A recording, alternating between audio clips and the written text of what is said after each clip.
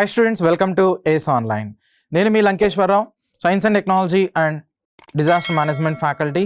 ఈ వీడియోలో ఈ డిజాస్టర్ మేనేజ్మెంట్ నుంచి ఎన్ని క్వశ్చన్స్ అనేటువంటిది ఎగ్జామినేషన్లో ఇస్తున్నారో, ముఖ్యంగా ఈ ఏడబ్ల్యూ ఇలాంటివి తీసుకున్నట్లయితే సో దీనికి ప్రిపరేషన్ అనేటువంటిది ఏ విధంగా చేయాలి, ఎలాంటి టాపిక్స్ నుంచి ఎక్కువ క్వశ్చన్స్ అనేటువంటిది రైజ్ చేస్తున్నారు, ప్రీవియస్గా ఎన్ని క్వశ్చన్స్ అనేటువంటిది ఇచ్చున్నారు, ఆ క్వశ్చన్స్ ఏ ప్యాటర్న్లో ఉన్నాయి, ఎలా వాటికి సంబంధించిన కంప్లీట్ డీటెయిల్స్ అనేటువంటివి మనం ఈ వీడియోలో చూద్దాం. రైట్. సో రీసెంట్గా ఏపీపీఎస్సీ ఏడబ్ల్యూ ఎగ్జామ్లో ఇచ్చినటువంటి డిజాస్టర్స్ క్వశ్చన్స్ కనుక చూసినట్లయితే 15 క్వశ్చన్స్ అనేటువంటిది ఉన్నాయి. సో టోటల్గా 15 క్వశ్చన్స్ అనేటువంటిది రైజ్ చేశారనమాట. ఓకేనా? సో ఇక్కడ చూడొచ్చు 15 క్వశ్చన్స్ అనేటువంటిది అంతకుముందు మీరు ఆన్ అండ్ యావరేజ్గా తీసుకున్నట్లయితే ఏపీపీఎస్సీ కావచ్చు, తెలంగాణకి సంబంధించినటువంటి ఏడబ్ల్యూ ఎగ్జామ్స్ ఇలాంటివి ఏవి తీసుకున్నా కానీ సో జనరల్గా ఒక 10 క్వశ్చన్స్ అనేటువంటిది వస్తాయి. ఓకే. సో ఎక్కువగా ఏపీపీఎస్సీ ఎగ్జామ్స్లోనే క్వశ్చన్స్ అనేటువంటిది డిజాస్టర్ మేనేజ్మెంట్ నుంచి ఎక్కువగా రావడానికి పాసిబిలిటీ ఉంది తెలంగాణతో కంపేర్ చేసినట్లయితే. అందుకనే ఈ ఎవరైతే ఏపీపీఎస్సీ ఏడబ్ల్యూ ఎగ్జామ్స్ ఇలాంటిది రాయబోతున్నారో, ఎగ్జామ్స్ ఇలాంటిది రాయబోతున్నారో వాళ్ళు ఈ సబ్జెక్ట్కి కూడా హై ప్రయారిటీ అనేటువంటిది ఖచ్చితంగా ఇవ్వాల్సిందే అనమాట. సో ఇక్కడ మీరు చూడొచ్చు 15 క్వశ్చన్స్కి ఆ ఎవిడెన్స్ అనేటువంటిది. సో భోపాల్ డిజాస్టర్ గురించి ఒక క్వశ్చన్ అనేటువంటిది ఇచ్చారు, మ్యాన్ మేడ్ డిజాస్టర్ గురించి ఒక క్వశ్చన్ అడిగారు, రెక్టర్ స్కేల్ గురించి, సునామీ ఎఫెక్టెడ్ స్టేట్ గురించి, నెక్స్ట్ చెర్నోబిల్ ఇన్సిడెంట్ అనేటువంటి దాని గురించి, సో ఈ వాయనాడ్ ఇన్సిడెంట్ అనేటువంటి దాని గురించి, హుద్హుద్ సైక్లోన్ అనేటువంటిది ఏదైతే ఉందో 2014లో వచ్చినటువంటి ఆ సైక్లోన్ గురించి ఒక క్వశ్చన్ అడిగారు, ఎన్ఆర్ఎస్సి హెడ్ క్వార్టర్స్ గురించి అడిగారు. సో ఈ ఎగ్జాన్ వాల్డేజ్ అనేటువంటిది ఏ టైప్ ఆఫ్ డిజాస్టర్ అనేటువంటిది అడిగారు అనమాట. సో ఎర్త్క్వేక్ మిటిగేషన్కి సంబంధించినటువంటి ఇన్ఫర్మేషన్ గురించి అడిగారు, ఒడిస్సా సూపర్ సైక్లోన్ గురించి అడుగున్నారు, సో ఎన్ఐడిఎం లొకేషన్ అనేటువంటిది అడుగున్నారు, నెక్స్ట్ ఎఫారెస్టేషన్ వల్ల వచ్చేటువంటి అడ్వాంటేజ్ ఏంటి అనేటువంటిది ఇచ్చున్నారు, సో జిఎస్ ఫుల్ ఫామ్ కానీ జియో ఫెన్సింగ్ని ఎవరు ఇన్వెంట్ చేస్తున్నారు, ఇలాంటివి ఓవరాల్గా 15 క్వశ్చన్స్ అనేవి రీసెంట్గా ఈ ఏపీపీఎస్సీ ఏడబ్ల్యూ ఎగ్జామ్లో డిజాస్టర్ మేనేజ్మెంట్ నుంచి అడుగున్నారనమాట. ఓకే. అయితే ఆన్ అండ్ యావరేజ్గా ఎన్ని క్వశ్చన్స్ అనేటువంటిది వస్తాయంటే 10 క్వశ్చన్స్ అనేటువంటిది, 10 to 15 క్వశ్చన్స్ అనేటువంటిది మనం తీసుకోవచ్చు. ముఖ్యంగా ఏపీపీఎస్సీ వాళ్ళకైతే ఎక్కువ క్వశ్చన్స్ అనేటువంటిది అడుగుతున్నారు. ఇదే మీకు ప్రూఫ్ అనమాట. సో తెలంగాణ కండక్ట్ చేసేటువంటి ఏడబ్ల్యూ ఇలాంటి ఎగ్జామ్స్లో తీసుకున్నట్లయితే మనకి యావరేజ్గా 8 to 10 క్వశ్చన్స్ అనేటువంటిది వస్తాయి. ఓకే. సో అయితే వాటి కోసం మనం ఎలాంటి టాపిక్స్ మీద దృష్టి పెట్టాలి? ఇక్కడ చూడండి, ఈ స్టాండర్డ్ కాన్సెప్ట్స్ అనేటువంటిది ఏమున్నాయి, హై ఈల్డింగ్ టాపిక్స్ అనేటువంటిది ఏమున్నాయి ఒకసారి చూద్దాం. మనకి మ్యాక్సిమం క్వశ్చన్స్ అనేటువంటివి ఈ స్టాండర్డ్ పాయింట్ ఆఫ్ అంటే standard concepts static related information నుంచి అడుగుతారనమాట. ఎక్కువ క్వశ్చన్స్ అనేది స్టాటిక్ రిలేటెడ్ ఇన్ఫర్మేషన్ నుంచి, అరౌండ్ ఒక 70% నుంచి 80% క్వశ్చన్స్ అనేటువంటిది స్టాటిక్ డేటా నుంచే అడుగుతారనమాట. ఓకే. నెక్స్ట్ ఒక 10 to 20% డేటా అనేటువంటిది రఫ్లీ ఈ కరెంట్ అఫైర్స్ పాయింట్ ఆఫ్ వ్యూలో ఉన్న కాన్సెప్ట్స్ని బేస్ చేసుకుని అడగటానికి పాసిబిలిటీ అనేటువంటిది ఉంది. ఇక్కడ మీరు ఆ క్వశ్చన్స్ చూస్తే మీకు అర్థమైపోతుంది. సో ఆ క్వశ్చన్స్లోకి మనం వెళ్లే ముందు హై ఈల్డింగ్ టాపిక్స్ అనేటువంటిది చూద్దాం. ఎక్కడి నుంచి ఎక్కువగా క్వశ్చన్స్ అనేటువంటిది రైజ్ చేస్తారో, మనం ఎలా వాటిని ప్రిపేర్ అవ్వాలనేటువంటిది చూద్దాం. సో ఈ డిజాస్టర్ అంటే ఏంటి, అసలు డిజాస్టర్ అంటే ఏంటి, ఈ డిజాస్టర్కి ఉన్నటువంటి డెఫినేషన్ ఏంటి, డిజాస్టర్కి హజార్డ్కి ఉన్నటువంటి డిఫరెన్స్ ఏంటి, next disaster management act so ఏ ఇయర్లో ఇనిషియేట్ చేశారో దీనికి ఉన్నటువంటి importance. Okay. Next national disaster management authority అనేటువంటిది మన ఇండియాలో ఏ ఇయర్లో ఇనిషియేట్ చేశారో, నెక్స్ట్ ఆ హెడ్ క్వార్టర్స్ ఎక్కడుంది, ఓకే, ఐఎండి అనేటువంటి దాని గురించి, ఐఎండి కింద ఉన్నటువంటి బాడీస్ గురించి, ఐఎండి ఇనిషియేట్ చేసినటువంటి అప్లికేషన్స్ గురించి, అంటే యాప్స్ ఇలాంటివి, వాటి యాప్స్ యొక్క అప్లికేషన్స్ అనేటువంటిది కావచ్చు, నెక్స్ట్ ఐఎండి ఇనిషియేట్ చేసిన కొన్ని ప్రాజెక్ట్స్, ఓకే, ఆ ప్రాజెక్ట్స్ యొక్క మేజర్ ఆబ్జెక్టివ్స్ ఇలాంటి వాటి గురించి మనం తెలుసుకోవాలి. నెక్స్ట్ హజార్డ్స్ అనమాట. డెఫినెట్గా ఈ వీటి గురించి మీకు క్వశ్చన్ అనేటువంటిది ఇస్తారు, దానిలో ఎటువంటి డౌట్ లేవు. అసలు హజార్డ్కి నెక్స్ట్ మనం చెప్పుకున్నటువంటి డిజాస్టర్కి ఉన్న డిఫరెన్స్ ఏంటి, మళ్ళీ హజార్డ్స్లో కూడా టైప్స్ అనేటువంటిది ఉంటాయి. సో జియోఫిజికల్ హజార్డ్స్ అని, హైడ్రోలాజికల్ హజార్డ్స్ అని, మెటలాజికల్ హజార్డ్స్ అని, క్లైమేటలాజికల్ హజార్డ్స్ అని, బయోలాజికల్ హజార్డ్స్ అని. ఓకే, సో ఇలా డిఫరెంట్ టైప్స్ అనేటువంటిది ఉంటాయి. ఒక్కొక్క హజార్డ్ గురించి మనం తెలుసుకోవాలి. ఓకే, సో జియోఫిజికల్ హజార్డ్ అంటే ఏంటి, వాటిని ఎలాంటి డిజాస్టర్స్ని ఎగ్జాంపుల్గా తీసుకుంటారు. సైక్లోన్స్ అనేది ఏ కేటగిరీ కిందకు వస్తాయి, ఎర్త్క్వేక్స్ అనేటువంటిది ఏ కేటగిరీ కిందకు వస్తాయి, వాల్కనో ఎరప్షన్ అనేటువంటిది ఏ కేటగిరీ కిందకు వస్తాయి. రీసెంట్గా జరిగినటువంటి వాల్కనో హైలీ గుబ్బి అనేటువంటి ఒక వాల్కనో ఎరప్షన్ అనేటువంటిది జరిగింది, అది ఏ టైప్ ఆఫ్ వాల్కనో. సో ఇలాంటి వాటిని అప్డేటెడ్ ఇన్ఫర్మేషన్ని మనం తీసుకోవాల్సి వస్తుంది. నెక్స్ట్ ఇంకొకటి ఎర్త్క్వేక్స్ అనేటువంటిది. ఓకే, సో ఇప్పుడు ఈ వీడియో రికార్డ్ చేస్తున్నటువంటి టైంకి ఆల్రెడీ రికార్డ్ చేయడానికి ఒక 1 డే ముందు జపాన్లో ఎర్త్క్వేక్ అనేటువంటిది వచ్చింది. ఓకే, ఈ వీడియో వచ్చిన తర్వాత కావచ్చు, లేదంటే ఎవ్రీ ఇయర్ కూడా కామన్గా మనకి జపాన్లో ఎక్కువ ఎర్త్క్వేక్స్ అనేటువంటిది వస్తూ ఉంటాయి.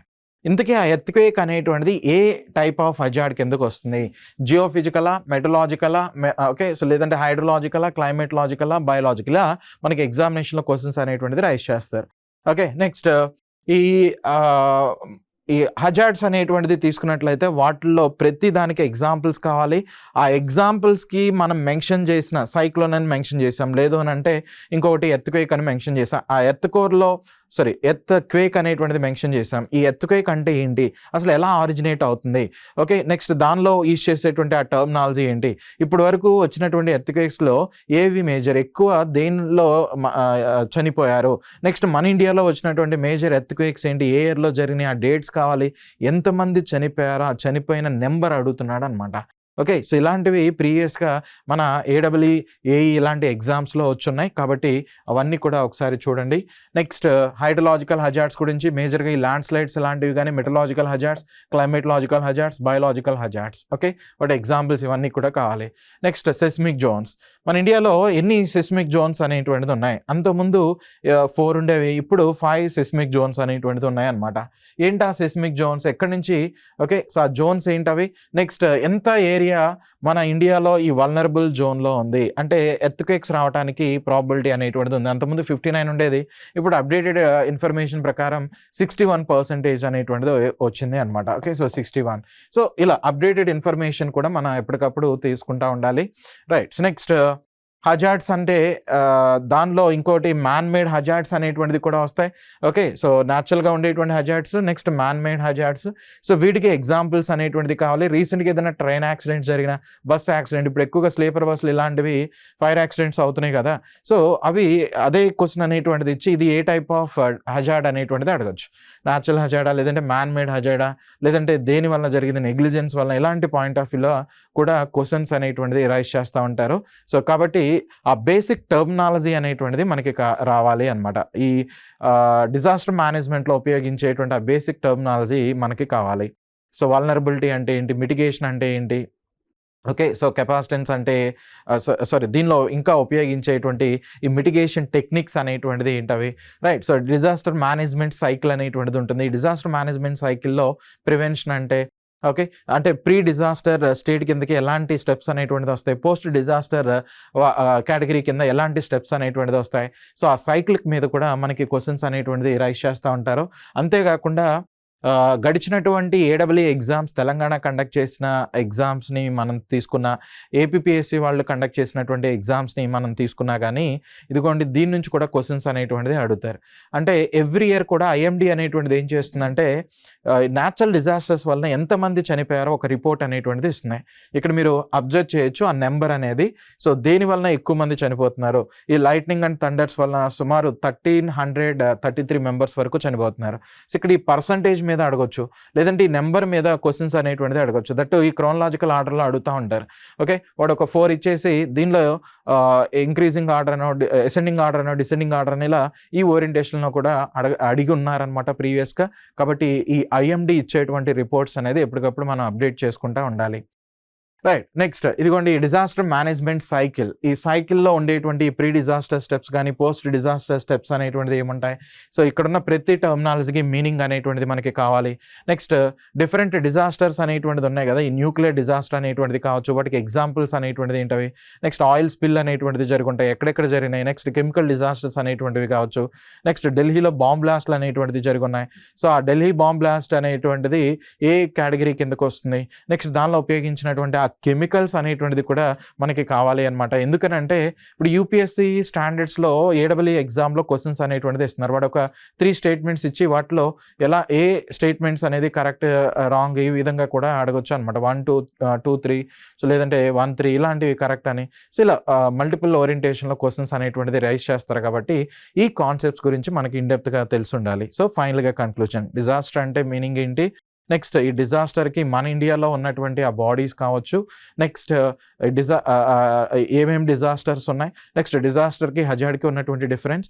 సో టైప్స్ ఆఫ్ హజార్డ్స్ అనేది ప్రతి హజార్డ్‌కి ఉన్నటువంటి ఎగ్జాంపుల్స్. మళ్ళీ ఆ హజార్డ్‌లో మనం ఏదైతే మెన్షన్ చేస్తామో సైక్లోన్సా లేదనంటే ల్యాండ్ స్లైడ్సా? అసలు మళ్ళీ ల్యాండ్ స్లైడ్ అంటే ఏంటి? ఎర్త్‌క్వేక్ అంటే ఏంటి? వాటి ఎలా ఆరిజినేట్ అవుతాయి? సో వాటిలో ఉపయోగించే టర్మినాలజీ. వాటికి కొన్ని ఎగ్జాంపుల్ ఎర్త్‌క్వేక్స్ ఎక్కడెక్కడ రీసెంట్‌గా వచ్చున్నాయి. వాటిలో మేజర్‌గా ఏమున్నాయి? సో ఎంతమంది చనిపోతున్నారు? ఏ డేట్‌న అవి వచ్చున్నాయి? ఇలాంటి ఇన్ఫర్మేషన్ అంతా కూడా మనకి కావాలి. ఒక సైక్లోన్ వచ్చిందనుకోండి. ఆ సైక్లోన్ బే ఆఫ్ బెంగాల్‌లో వచ్చిందా? అరేబియన్‌లో వచ్చిందా? నెక్స్ట్ ఎక్కడ అంటే దాని పేరు అనేటువంటిది ఏంటి? ఆ పేరుని ఏ టర్మినాలజీ నుంచి కాయిన్ చేశారు? ఓకే. నెక్స్ట్ ఆ తీరం దాటినటువంటి పాయింట్ ఎలాంటిది? తక్కువ ప్రాబబిలిటీ ఉంటుంది గానీ దాని పేరు అడుగుతారు. నెక్స్ట్ అది ఏ ఓషన్‌లో ఏ రీజియన్‌లో సైక్లోన్ అనేటువంటిది ఫార్మ్ అయింది? ఎక్కువగా ఎఫెక్ట్ అయినటువంటి ఆ స్టేట్ ఏంటి? రైట్. సో ఈ పాయింట్ ఆఫ్ వ్యూలో క్వెషన్స్ అనేటువంటిది నెక్స్ట్ ఏ ఇయర్‌లో ఆ సైక్లోన్ అనేటువంటిది వచ్చింది? ఇలాంటి క్వెషన్స్ అనేటువంటిది ప్రీవియస్‌గా ఇచ్చున్నారనమాట. ఓకేనా? సో కాబట్టి ఇవన్నీ కూడా ఇప్పుడు నేను చెప్తున్నటువంటి ఈ కాన్సెప్ట్స్ అన్నీ కూడా చాలా చాలా హై యీల్డింగ్ కాన్సెప్ట్ అనేటువంటిదిగా తీసుకుంటాం. అంతేకాకుండా వీటిని మిటిగేట్ చేయడానికి కూడా కొన్ని కన్వెన్షన్స్ ఇలాంటివి ఉన్నాయి. కొన్ని ఓకే. ఆ కన్వెన్షన్స్ అనేటువంటిది ఏంటవి? రైట్. సో వాటిని ఎప్పుడు ఇనిషియేట్ చేస్తున్నారు? రైట్. సో వాటిని ఇంప్లిమెంటేషన్ అనేటువంటిది ఎలా ఉంది? టార్గెట్స్ 2030కి మన ఇండియా పెట్టుకున్నటువంటి టార్గెట్స్ ఏంటి? గ్లోబల్ టార్గెట్స్ ఏంటి? ఇవన్నీ కూడా మనకి ఎగ్జామినేషన్ పాయింట్ ఆఫ్ వ్యూలో చాలా చాలా ఇంపార్టెంట్ అనమాట. ఓకేనా? సో ఈ క్వెషన్ అనేటువంటిది చూడండి. First question Bhopal disaster occurred in the year 1984, 1985, 1982, 1986 అనేటువంటిది ఇచ్చున్నారు. యాక్చువల్‌గా ఈ భోపాల్ గ్యాస్ ట్రాజడీ అనేటువంటిది ఎప్పుడు జరిగింది అంటే December 2 మిడ్‌నైట్‌న జరిగింది. దట్ టు 1984 అనమాట. ఓకే. సో 1984 ఇది ఏడబ్ల్యూలో ఇచ్చినటువంటి క్వెషన్. ఈ రేంజ్‌లో ఉంటాయి. ఒక్కొక్కసారి స్టాండర్డ్ అనేటువంటిది కూడా చాలా ఇన్ డెప్త్‌గా అడగటం అనేటువంటిది జరుగుతుంది. ఎందుకంటే ఒక 4 స్టేట్మెంట్స్ ఇచ్చి భోపాల్ గ్యాస్ ట్రాజడీకి రెస్పాన్సిబుల్ కెమికల్ అడగొచ్చు. సో మెథైల్ ఐసోసైనేట్ అనేటువంటిదిగా చెప్తాం. Methyl isocyanate. రైట్. సో అది ఏ కైండ్ ఆఫ్ యూనిట్ అనేది ఏ టైప్ ఆఫ్ ఫ్యాక్టరీ అని లేదంటే ఏ టైప్ ఆఫ్ యూనిట్ ఇక్కడ ఎలాంటి వాటిని మ్యానుఫ్యాక్చరింగ్ అనేటువంటిది చేస్తారు? ఇలా ఇన్ఫర్మేషన్ పాయింట్ ఆఫ్ వ్యూలో కూడా అడగొచ్చు. పెస్టిసైడ్స్ ఇలాంటి వాటిని మ్యానుఫ్యాక్చరింగ్ చేసేటువంటి ఒక యూనిట్ అనమాట భోపాల్ గ్యాస్ ట్రాజడీ. ఎంతమంది చనిపోయారని కూడా ప్రీవియస్‌గా మన ఎగ్జామ్స్‌లోనే ఇచ్చున్నారు. కాబట్టి అవి కూడా మనం చూడాల్సిందే. Right. Next which of the following is a man made disaster? చూడండి man made disaster cyclone, tsunami. Cyclone అనేది న్యాచురల్ డిజాస్టర్, సునామీ కూడా న్యాచురల్ డిజాస్టర్, ఎర్త్‌క్వేక్ అనేది న్యాచురల్. బట్ యాక్సిడెంట్స్ ఏవైతే ఉన్నాయో ఇవి man made disaster. So option C అనేది చెప్తాం. Next Richter scale. ఈ రెక్టర్ స్కేల్ అనేటువంటిది దేనికి ఉపయోగిస్తారో? జనరల్‌గా ఈ మాగ్నిట్యూడ్ అనేటువంటిది మెజర్ చేయడానికి రెక్టర్ స్కేల్‌ని వాడతారు. ఇంటెన్సిటీ ఇలాంటి వాటిని మెజర్ చేయడానికి మెర్కాలీ స్కేల్ అనేటువంటి వాటిని ఉపయోగిస్తారనమాట. ఓకేనా? సో రెక్టర్ స్కేల్ ఇక్కడ ఇచ్చినటువంటి వాటిలో టు మెజర్ ద ఇంటెన్సిటీ అంటున్నాడు. సో ఇంటెన్సిటీ ఆఫ్ ఫ్లడ్స్‌కి దీనికి అసలు ఎటువంటి రిలేషన్ అనేటువంటిది లేదు. మాగ్నిట్యూడ్ ఆఫ్ ఎర్త్‌క్వేక్ అని ఇచ్చారు. సో ఆప్షన్ బి అనేటువంటి దాన్ని తీసుకుంటాం. ఆప్షన్ జి చూడండి ఇంటెన్సిటీ ఆఫ్ వాల్కనోస్ అంటున్నాడు. దీనికి కూడా అలాంటిది లేదు. ఇంటెన్సిటీ ఆఫ్ సైక్లోన్ చాలా చాలా సింపుల్‌గానే ఇచ్చేస్తున్నాడు. So which state is the most affected in India during the massive tsunami that occurred in the year 2004 అంటున్నాడు. 2004లో వచ్చినటువంటి ఆ సునామీ వచ్చినటువంటి సో సునామీకి ఎక్కువగా ఎఫెక్ట్ అయినటువంటి ఆ రీజియన్ ఏది? సో తమిళనాడు అనేటువంటిదిగా చెప్తాం. సో దాన్నే బాక్సింగ్ డే సునామీ అనేటువంటిదిగా చెప్తారు. ఓకేనా? Boxing day tsunami. ఈ సునామీ వచ్చిన 1 ఇయర్‌కి మన ఇండియాలో నేషనల్ డిజాస్టర్ మేనేజ్మెంట్ అథారిటీ అనేటువంటిది, నెక్స్ట్ యాక్ట్ 2005 అనేటువంటిది కూడా ఇనిషియేట్ చేయడం అనేది జరిగింది. సో గవర్నమెంట్ లెక్కల ప్రకారమే మోర్ దాన్ 2 lakh మెంబర్స్ వరకు కూడా చనిపోయారనమాట. అంత ఎక్కువ డ్యామేజ్ అనేటువంటిది జరిగింది ఈ సునామీ వలన. ఓకేనా, ఎక్కువగా ఎఫెక్ట్ అయినటువంటి ఏరియా వచ్చేసరికి తమిళనాడు అనమాట. ప్రపంచంలో 12 దేశాలు ఈ సునామీ వలన ఎఫెక్ట్ అనేటువంటిది అయి ఉన్నాయి. నెక్స్ట్ చెర్నోబిల్ డిజాస్టర్ అనేటువంటిది, చెర్నోబిల్ ఏ డిజాస్టర్ అని అడుగుతాడు, న్యూక్లియర్ డిజాస్టర్ అనమాట. వాడే ఇచ్చేసాడు, Chernobyl nuclear disaster occurred in అంటున్నాడు. ఓకే, ఉక్రెయిన్లో జరిగింది అనమాట. ఓకేనా, సో ఉక్రెయిన్లో, సో ఏ డేట్న జరిగింది, ఉక్రెయిన్లో ఏ డేట్న ఈ చెర్నోబిల్ ఇన్సిడెంట్ అనేటువంటిది జరిగింది తెలిస్తే కింద కామెంట్ సెక్షన్లో మీ ఆన్సర్ అనేటువంటిది పెట్టండి. Next one, the disaster that occurred in Wayanad, Kerala during July 2024 was. So 2024లో వాయనాడ్లో జరిగినటువంటిది ఏంటంటే ల్యాండ్ స్లైడ్స్ అనమాట. ఓకేనా, సో ల్యాండ్ స్లైడ్స్ వలన సో మోర్ దాన్ 90 మెంబర్స్ వరకు కూడా చనిపోవటం అనేటువంటిది జరిగింది. ఓకే, సో ఈ మధ్య కాలంలో వచ్చినటువంటి ల్యాండ్ స్లైడ్లో అతిపెద్ద ల్యాండ్ స్లైడ్గా దీన్ని మనం తీసుకోవచ్చు. సో ఇది కూడా అఫ్కోర్స్ న్యాచురల్గానే జరిగింది, కానీ మ్యాన్ మేడ్ మిస్టేక్స్ వలన, మైనింగ్ అనేటువంటివి చేయటం వలన, కంటిన్యూస్గా వర్షాలు ఎలాంటిది పడటం వలన ఈ డిజాస్టర్ అనేటువంటిది వచ్చింది, ఈ డిజాస్టర్ అనేది జరిగింది. Next, which state of the India was సెవరల్లీ affected by Hudhud cyclone in 2014 అంటున్నాడు. సో హుద్హుద్ సైక్లోన్ వలన ఎక్కువ ఎఫెక్ట్ అయినటువంటి ఏరియా వచ్చేసరికి ఆంధ్రప్రదేశ్ అనేటువంటిదిగా చెప్తాం. ఇది మనందరికీ కూడా తెలిసినటువంటిది. సో ఆంధ్రప్రదేశ్, దట్టు ఈ వైజాగ్ ఇలాంటి ప్రాంతాలు చాలా ఎక్కువ తీవ్రతని చూస్తున్నాయన్నమాట. Okay, right. Next one, national remote sensing centre NRSC అనేటువంటిది, ఈ NRSC హెడ్ క్వార్టర్స్ అనేటువంటిది ఎక్కడుంది అని అడుగుతున్నాడు. హైదరాబాద్లో ఎగ్జిస్ట్ అయింది. హైదరాబాద్లో కూడా ఎక్కడుంది, పటాన్ చెరువ, బాల్నగర, లేదు అని అంటే షాద్ నగర, ఎక్కడ దీని హెడ్ క్వార్టర్స్ అనేటువంటిది ఉంది. ఒకసారి ఈ తెలంగాణ ఈ గ్రూప్స్ ఎగ్జామినేషన్లో ఈ క్వశ్చన్ అనేటువంటిది రైజ్ చేస్తున్నారు. సో తెలిస్తే కింద కామెంట్ సెక్షన్లో మీ ఆన్సర్ అనేటువంటిది మెన్షన్ చేయండి. Next one, Exxon Valdez is related to, యాక్చువల్గా ఇది ఆయిల్ స్పిల్కి సంబంధించింది. యుఎస్లో జరిగినటువంటి one of the oil spill disaster అనమాట ఇది. సో కాబట్టి ఆప్షన్ ఏ అనేటువంటిదిగా తీసుకుంటాం. Next, which one is an important mitigation factor for an earthquake అంటున్నాడు. సో ఎర్త్క్వేక్ ఇలాంటివి రాకుండా వాటిని ఎర్త్క్వేక్ని వచ్చినప్పుడు మనం తీసుకునేటువంటి ఇనిషియేటివ్లో, సో ఆ ఇన్ఫ్రాస్ట్రక్చర్ డ్యామేజ్ అవ్వకుండా తీసుకునేటువంటి ఇనిషియేటివ్లో వన్ ఆఫ్ ద ఇనిషియేటివ్, లేదంటే ఇక్కడ ఉన్నటువంటి వాటిలో ఏది దానికి మ్యాచ్ అవుతుందో చూడండి. Earthquake resistant construction, arranging health camps, providing water and floods, next construction of building in hill areas అన్నాడు. ఇక్కడ కనుక కన్స్ట్రక్ట్ చేస్తే చేయాల్సిన అవసరం లేదు, చేయటం కంటే చచ్చిపోవటమే మంచిది అనమాట. Next, providing water and food, ఎందుకు చనిపోయిన తర్వాత వాటర్ ఫుడ్ ప్రొవైడ్ చేయడం కూడా waste. Okay, next arranging health camps అనేటువంటిది, సో ఇది కూడా దీనికి అంత బెటర్ అయితే కాదు, మిటిగేషన్ అనేటువంటిదిగా తీసుకోం. అసలు ఇన్ఫ్రాస్ట్రక్చర్ డ్యామేజ్ అవ్వకుండా, ఆ బిల్డింగ్లో ఉండేటువంటి వాళ్ళు, ఆ ఇళ్లలో ఉండేటువంటి వాళ్ళు చనిపోకుండా ఉండాలి అంటే ఎత్తుకైకి వచ్చినా తట్టుకుని నిలబడగలిగినటువంటి ఇన్ఫ్రాస్ట్రక్చర్ మనం డెవలప్ చేసుకోవాలి. కాబట్టి ఆప్షన్ ఏ అనేటువంటిది ఆ రైట్ ఆన్సర్ అనమాట. ఆప్షన్ ఏ అనేది right answer. Next, super cyclone in Odisha occurred in the year. So ఒడిస్సాలో ఏ ఇయర్లో వచ్చిందంటే, సో మోస్ట్లీ 1999లో వచ్చింది. ఇక్కడ విండ్ స్పీడ్ సో 260 km/h అనేటువంటిది ఉంది, more than 260 km/h. Next, in which city the national institute of disaster management is situated అంటున్నాడు. So ఎక్కడ ఉంది అంటే mostly national disaster management authority ఢిల్లీలో ఎగ్జిస్ట్ అయింది అనమాట, ఢిల్లీ. నెక్స్ట్, ఎఫాస్టేషన్. సో ఈ అడవులు నాటడం ఇలాంటిది దేనికి మిటిగేషన్గా తీసుకోవచ్చు, ఎలాంటి డిజాస్టర్ని మిటిగేట్ చేయడానికి అది ఒక ఇనిషియేటివ్గా తీసుకోవచ్చు అంటే ఫ్లడ్స్ అనమాట. ఫ్లడ్స్ ఇలాంటివి వాటి తీవ్రతని మనం తగ్గించడానికి, మన ప్రాంతాలు మునిగిపోవటం కాదు, మన ప్రాంతాల్లో ఉండేటువంటి ఇన్ఫ్రాస్ట్రక్చర్ డ్యామేజ్ అవ్వకుండా, అవి కొట్టుకుపోకుండా ఉండడానికి చుట్టూ మనం ఎక్కువ మొత్తంలో ఈ అడవులు ఇలాంటి వాటిని పెంచుకున్నట్లయితే, చెట్లు ఎక్కువగా నాటినట్లయితే, సో ఈ ఫ్లడ్స్ అనేటువంటి వాటి నుంచి వచ్చే ఎఫెక్ట్ని మనం కంట్రోల్ చేసుకోవచ్చు. Option A. Next, who invented geo fencing అనేటువంటిది ఇచ్చున్నారు. జియో ఫెన్సింగ్ని ఇన్వెంట్ చేసింది సో మైకెల్ డెమినో అనేటువంటిది తీసుకున్న. ఆప్షన్ బి అనేటువంటిది రైట్ ఆన్సర్ అనమాట. సో ఈ విధంగా మనకి క్వశ్చన్స్ అనేటువంటిది ఇస్తున్నారు. ఓకేనా, సో ఫైనల్గా ఎలాంటి టాపిక్స్ నుంచి క్వశ్చన్స్ అడుగుతున్నారో మీరు చూస్తున్నారు. నెక్స్ట్, ఏ టాపిక్స్ అనేది హై ఈల్డింగ్ టాపిక్స్ కూడా తీసుకుని ఉన్నాం. ఓకే, సో మరి ఈ రాబోయేటువంటి నోటిఫికేషన్స్ ఆంధ్రప్రదేశ్ నుంచి కావచ్చు, తెలంగాణ నుంచి కావచ్చు, రాబోయేటువంటి నోటిఫికేషన్స్ ఏఈ నోటిఫికేషన్స్ ఏవైతే ఉన్నాయో వాటిని దృష్టిలో పెట్టుకుని మన ఏస్ ఆన్లైన్ నుంచి, ఓకే, మన ఏస్ ఇన్స్టిట్యూట్స్ నుంచి, అకాడమీస్ నుంచి మీకు ఈ క్లాసెస్ అనేటువంటిది both offline and online classes అనేటువంటిది స్టార్ట్ కాబోతున్నాయి అనమాట. సో కొత్త బ్యాచ్ అనేటువంటిది April 23rd స్టార్ట్ అవుతుంది.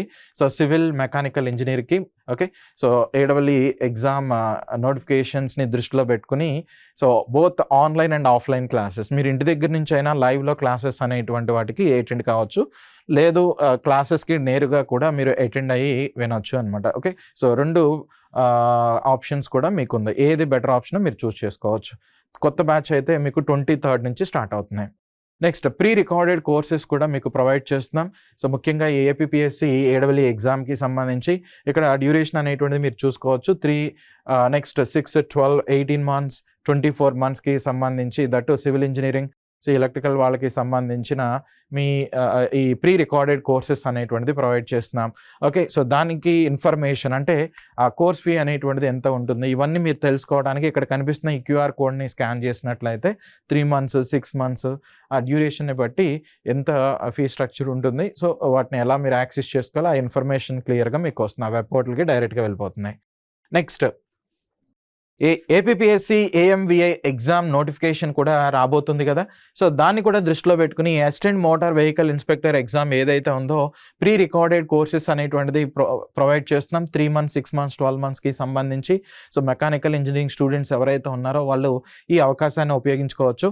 సో మీకు ఆ course details, pre recorded course details అనేటువంటి తెలుసుకోవడానికి ఇక్కడ కనిపిస్తున్న QR కోడ్ని స్కాన్ చేసినట్లయితే ఆ కోర్స్ ఫీ స్ట్రక్చర్ ఇవన్నీ కూడా డీటెయిల్స్ అన్నీ కూడా మీకు వస్తాయి. రైట్, నెక్స్ట్ ఏపీపీఎస్సీ ఏఎంవిఐకి సంబంధించి ప్రీ రికార్డెడ్ కోర్సెసే కాకుండా డైరెక్ట్ క్లాసెస్ కూడా మీకు కండక్ట్ చేయబోతున్నాం. సో క్లాస్ రూమ్ కోచింగ్ అనేటువంటిది ముఖ్యంగా మనకు అబిట్స్ నుంచి ఉంటుంది. ఓకే, ఆన్లైన్ క్లాసెస్ కూడా మీకు మీరు అటెండ్ అవ్వచ్చు అనమాట. డైరెక్ట్గా ఇంటి దగ్గర నుంచే లైవ్ క్లాసెస్కి మీరు అటెండ్ అవ్వచ్చు. ఓకే, ఇది రికార్డెడ్ కాదు, ఇది లైవ్. Next offline classes. ఓకేనా, సో బ్యాచ్ అనేటువంటిది ఎప్పటి నుంచి స్టార్ట్ అవుతుందంటే 23rd April నుంచి కొత్త బ్యాచ్ అనేటువంటిది స్టార్ట్ అవుతున్నాయి. నెక్స్ట్ అంతేకాకుండా ఈ Group 1, Group 2కి సంబంధించి ఏపీపీఎస్సీ ప్రీ రికార్డెడ్ కోర్సెస్ అనేటువంటిది ఉన్నాయి. ఇక్కడ మీరు తీసుకున్నట్లయితే ఆ కోర్స్ డ్యూరేషన్, ఈ కోర్స్కి సంబంధించినటువంటి ఫర్దర్ డీటెయిల్స్ కోసం మీకు ఇక్కడ కనిపిస్తున్నటువంటి ఈ QR కోడ్ని స్కాన్ చేసినట్లయితే మీకు ఆ వెబ్ పోర్టల్కి వెళ్తుంది. కంప్లీట్ డీటెయిల్స్ అనేది మీరు తెలుసుకోవచ్చు అనమాట. నెక్స్ట్ ఏపీపీఎస్సీ ఏడబ్ల్యూఈ ఎగ్జామ్కి సంబంధించి ఆన్లైన్ టెస్ట్ సిరీస్ అనేటువంటిది కూడా ప్రొవైడ్ చేస్తున్నాం, ముఖ్యంగా ఈ బ్రాంచెస్ని దృష్టిలో పెట్టుకుని. రైట్, సో టోటల్గా 40 టెస్ట్లు అనేటువంటిది ప్రొవైడ్ చేస్తున్నాం. సో సబ్జెక్ట్ వైజ్ టెస్ట్లు వచ్చేసరికి 33 ఉంటాయి, ఫుల్ లెంత్ మార్క్ టెస్ట్లు వచ్చేసరికి 7 అనేటువంటిది ఉంటాయి. సో మీకు ఇది ఎప్పటి నుంచి అందుబాటులోకి రాబోతుంది అంటే 15th నుంచి, ఓకే, May 15th నుంచి అందుబాటులోకి రాబోతుంది.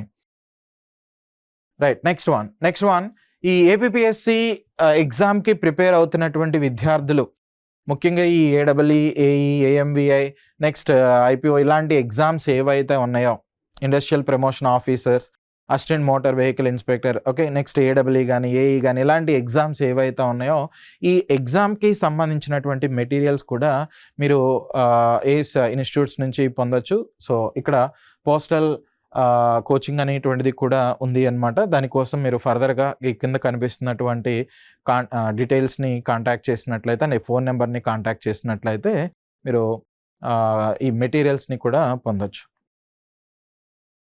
రైట్, సో గత 30 సంవత్సరాలుగా మన ఇండియాలోనే ఇంజనీరింగ్ సర్వీసెస్లో గేట్ అనేటువంటి ఎగ్జామ్లో కావచ్చు, నెక్స్ట్ డిఫరెంట్ స్టేట్స్ కండక్ట్ చేస్తున్నటువంటి ఈ లోకల్ ఎగ్జామ్స్ ఏవైతే ఉంటాయి, అంటే ముఖ్యంగా ఇంజనీరింగ్ స్ట్రీమ్కి రిలేటెడ్గా ఉన్నటువంటి ఎగ్జామ్స్ ఏవైతే ఉన్నాయో వాటిలో మన విద్యార్థులే చరిత్రను సృష్టించడం అనేటువంటిది జరిగింది. సో ఇక్కడ మీరు చూసినట్లయితే 2022 తెలంగాణ కండక్ట్ చేసినటువంటి ఏడబ్ల్యూఈ ఎగ్జామ్లో ఎక్కువ జాబ్స్ అనేటువంటిది క్రాక్ చేసింది మన విద్యార్థులే అనమాట.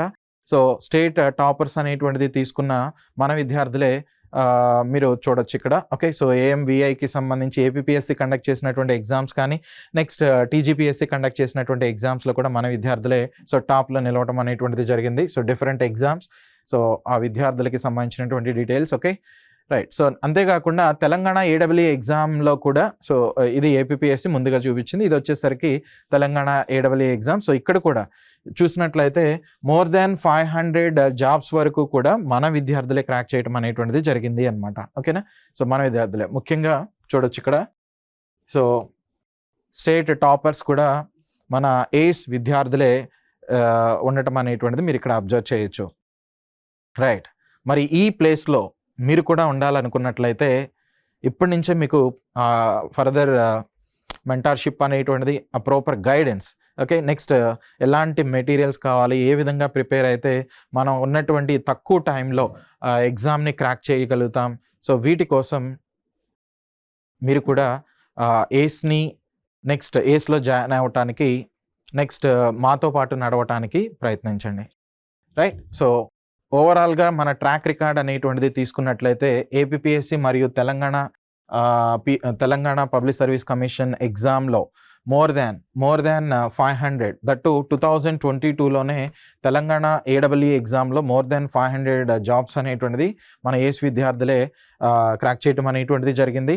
రైట్. సో 2017లో 103, నెక్స్ట్ ఏపీపీఎస్సీ ఏఏ ఎగ్జామ్ 2021లో 49. సో మ్యాక్సిమం జాబ్స్ అనేది మోర్ దాన్ 75% జాబ్స్ అనేటువంటిది మన విద్యార్థులే క్రాక్ చేయటం అనేటువంటిది జరిగింది. ఓకేనా.